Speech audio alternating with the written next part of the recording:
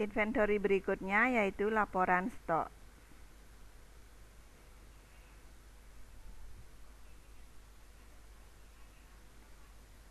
Kita buka di laporan, inventory, kemudian stok. Di sini ada beberapa subnya lagi. Yang pertama itu laporan daftar barang. Di sini memunculkan item-item barang yang sudah kita input. Ada kode, nama, unitnya juga, kemudian purchase price. Jadi harga belinya, ya. Nah, di sini yang perlu kita perhatikan unitnya. Unit ini adalah satuan terkecil. Satuan di sini tidak boleh salah. Jadi sebelum kita ke transaksi-transaksi, jadi pastikan dulu bahwa di laporan daftar barang semua satuannya itu sudah benar. Seperti di laporan-laporan lainnya yang di atas ini ya semua sama, ya mana yang mau ditampilkan itu yang dicentang. Kalau nggak mau ditampilkan jangan dicentang. Setelah merubah kita pilih search lagi. Nah, maka seperti ini. Tadi kan nggak muncul unit konversinya, sekarang muncul unit konversinya. Kalau nggak mau muncul unit konversi, hilangkan lagi, search lagi, maka sesuai dengan pilihan kita yang terakhir, mana yang dicentang. Nah, ini untuk laporan daftar barang. Itu kita ke laporan stok barang. Nah, di sini kita mau pilih, kita mau lihat stok yang di gudang mana. Ini harus kita pilih salah satu kalau gudangnya lebih dari satu. Kemudian tinggal kita search. Berarti ini daftar barang yang ada di gudang kitchen atau di warehouse-nya kitchen. Ya, ini dan kuantitinya dan ini satuannya. Jadi ini laporan saldo stok di kitchen. Kalau kita mau lihat yang di gudang lainnya, tinggal dipilih, kemudian di search lagi. Oke, ini untuk laporan stok gudang. Berikutnya kita ke laporan pengaturan barang. Nah, di sini kita search. Untuk mendapatkan laporan pengaturan stok, maka di bagian daftar barang, di sini kita di stok kontrolnya juga harus isi. Contoh misalnya untuk cabai besar di gudang minimum stoknya dia ada berapa? Misalnya minimum ada 2. Ini dengan satuan terkecil berarti kalau 2 kilo 2000 gram, maksimum nyetoknya misalnya 10 kilo berarti 10.000 gram.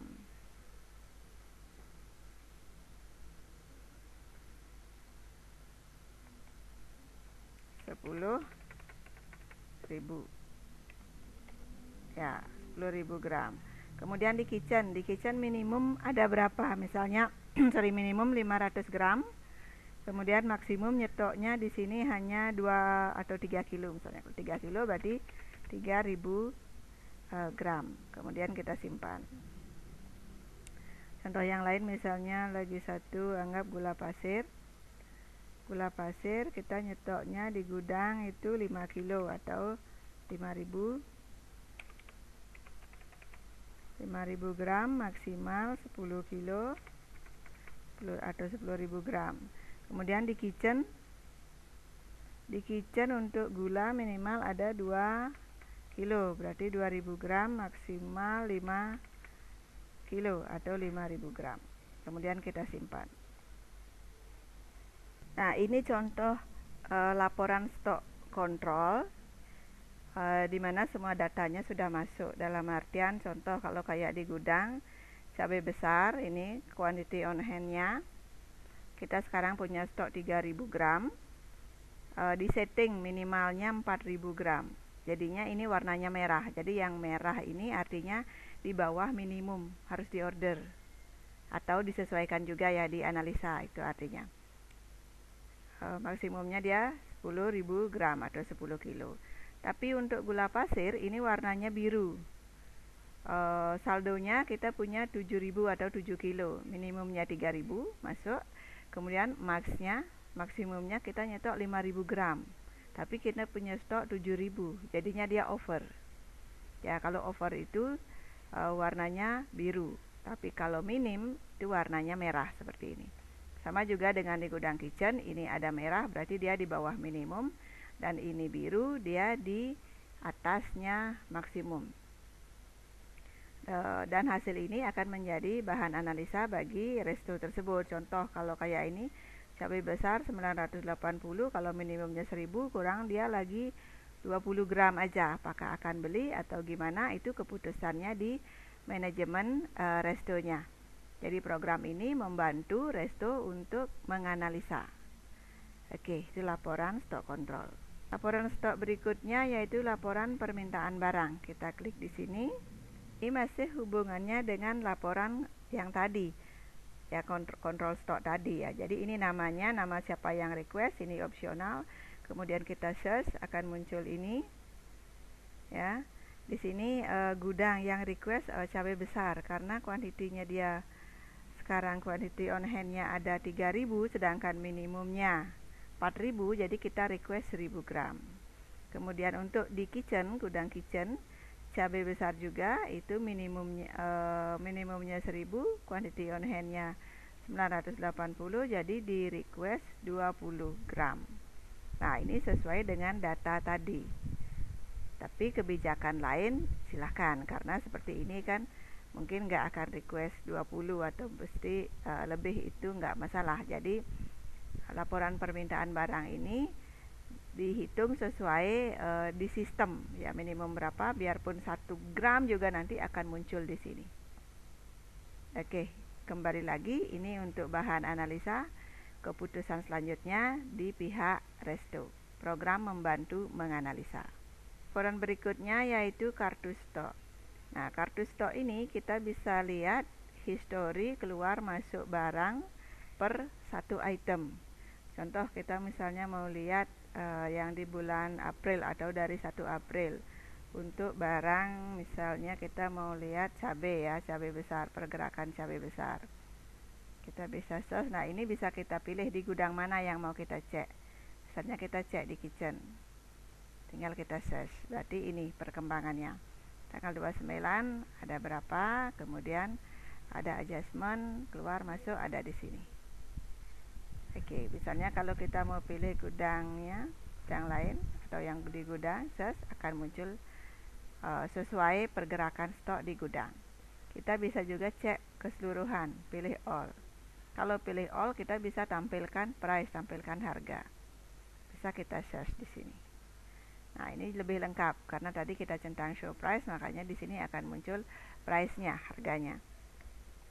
Tanggal berapa, transaksinya apa, kalau PR ini berarti purchase, kemudian kalau TR ini transaksi, ya, masuk keluar, adjustment penyesuaian.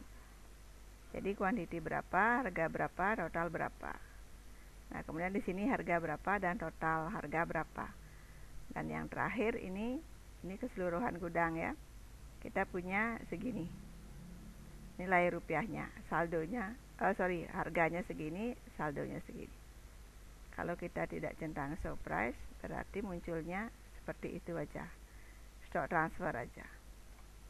Kalau kita tidak mau tampilkan stok transfer itu kan dari proses keluar barang masuk barang keluar itu. Nah, kalau kita mau eksternal aja, urusan beli sama jual aja, pilih aja di sini. Nah, ini yang akan muncul. Sama adjust, ya, adjust kan keluar juga hitungannya, ya.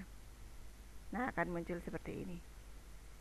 Oke, jadi ini laporan untuk kartu stok, bisa kita lihat per masing-masing barang.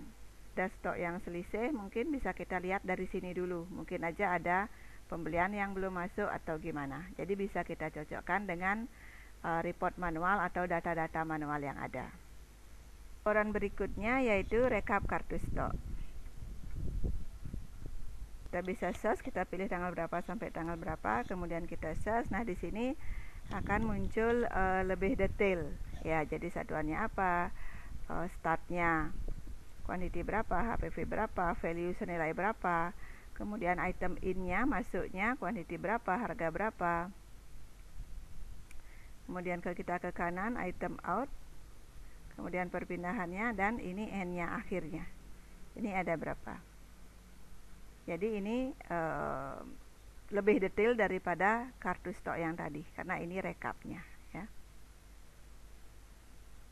Lebih detail dan juga akan muncul beberapa barang sekaligus seperti ini, ya. rekap dari tanggal ini sampai tanggal ini. Sedangkan yang tadi munculnya satu item saja, tapi detail per tanggal transaksinya. Jadi keduanya ada plus minusnya karena memang fungsinya berbeda. Tergantung kita mau lihat apa dalam artinya kalau mau lihat satu item aja pilih kartu stok. Kalau mau lihat banyak item dan total in berapa, total out berapa, endingnya berapa untuk semua barang atau kategori tertentu, kita pilih di rekap kartu stok. Laporan berikutnya yaitu perkiraan nilai stok gudang. Sesuai judulnya, ya di sini kita bisa pilih gudang mana yang kita mau lihat. Contoh misalnya di gudang atau gudang utama. Nah, di sini. Startnya berapa, akhirnya berapa. Jadi ini nilai stok di gudang total senilai ini yang tertera ini. Oke. Kemudian kalau kita lihat di kitchen senilai berapa, kita lihat di sini akhirnya. Nah, ini nilainya. Jadi ini biasanya diperlukan oleh bagian adminnya ya. Inventory-nya ini biasanya di akhir bulan. Jadi pengen tahu senilai berapa. Di kitchen ada barang senilai berapa, di gudang senilai berapa. Nah, bisa pakai laporan ini. Berikutnya kita ke laporan reminder. Reminder pengingat ya. Jadi sifatnya untuk mengingatkan kita. Jadi barang-barang apa yang di bawah minimum seperti itu. Kayak ini contohnya. Quantity on hand-nya 3.000, minimumnya 4.000. Seperti ini. Jadi mengingatkan supaya kita tidak sampai kehabisan atau stok kita kosong. Ya, tapi kalau yang overstock tidak masuk di reminder karena secara ini dia kan posisi aman ya. Jadi lebih di atas maksimum masih posisi aman gitu. Tapi kalau di bawah minimum kan takutnya nanti kekurangan di tengah-tengah hari. Jadi program mengingatkan bahwa ini loh stoknya kurang dari yang disetting di minimumnya. Berikutnya kita ke laporan supplier. Oke, kita search. Nah, di sini menampilkan daftar supplier kita. Jadi siapa-siapa aja supplier kita. Mungkin ingin tahu nomor teleponnya, alamatnya. Di sini bisa kita cek. Ya, ini untuk daftar supplier aja. Berikutnya laporan stok barang dan HPP. Ini untuk melihat stok barang dan harga pokoknya. Di sini bisa langsung kita search. Warehouse-nya, gudangnya bisa dipilih. Mau gudang yang mana? Tinggal kita search. Jadi di sini barang apa, kuantitinya ya dengan satuan apa, kemudian di sini berapa cost-nya atau HPP-nya. Di sini akan muncul semua. Begitu juga kalau kita cek di kitchen. Nah, ini contoh laporan di kitchen. Kuantitinya segini, satuannya, dan ini HPP-nya. Itu semua laporan di bagian inventory stok. Sudah selesai semua.